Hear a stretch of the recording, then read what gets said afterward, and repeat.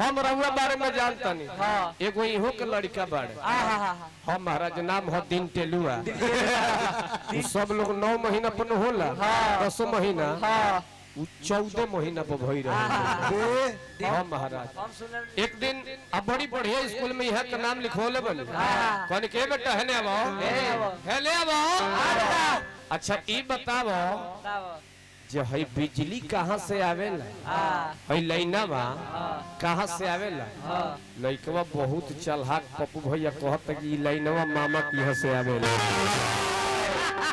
ये कहले के रे तोरा के हेतना पढ़ावत नहीं हेतना खर्चा देता नहीं लाइन है मामा की यहाँ से आवेला।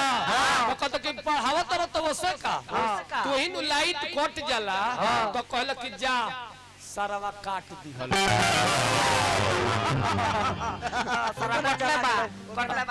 सरवा काट दिहल तो बताओ तू सरवा कहल तो हमार मामा भइल की हमने जा बूढ़ा जी तारा से 20 लइका बाइक